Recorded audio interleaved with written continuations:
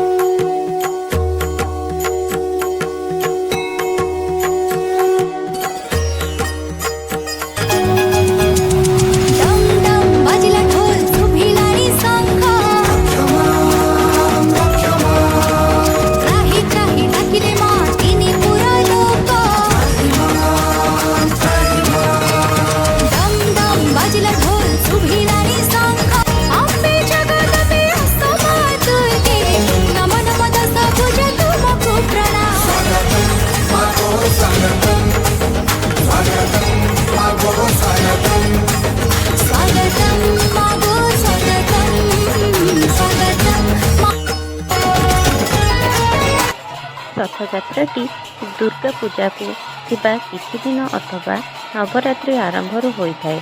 एई रथयात्राटी 9 दिन धरी होइथाय।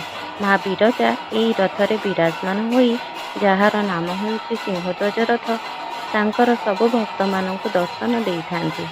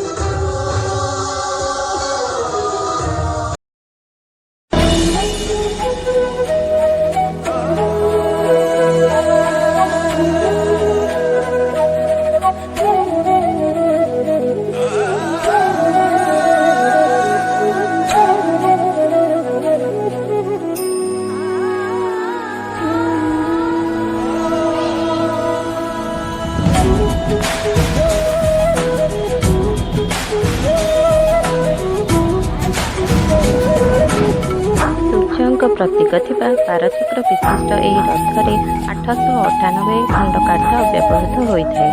ପୁରାଣ ଅନୁସାରେ ଏହି ରଥର ସାରଥୀ ହେଉଛନ୍ତି ସ୍ୱୟଂ ବ୍ରହ୍ମା। ଏହା ସହ ନବଗ୍ରହ, 10 ଦିଗପାଳ ଓ ଦଶାବତାର ରଥରେ ମଧ୍ୟ ପ୍ରତିଷ୍ଠା ହୋଇଥାନ୍ତି।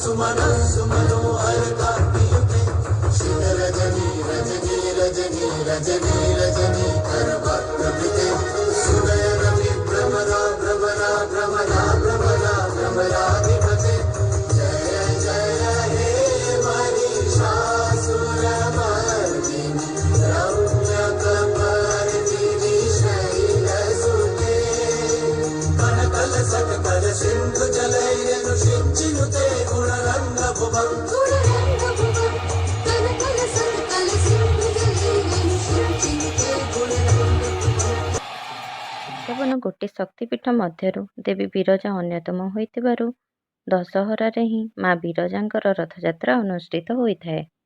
ଏହିପରି ଆଉ ନୂଆ ନୂଆ ଭିଡ଼ିଓ ଦେଖିବାକୁ ଚାହୁଁଥିଲେ ଆମ ଚ୍ୟାନେଲକୁ ଲାଇକ୍, ସେୟାର, ସବସ୍କ୍ରାଇବ୍ କରନ୍ତୁ।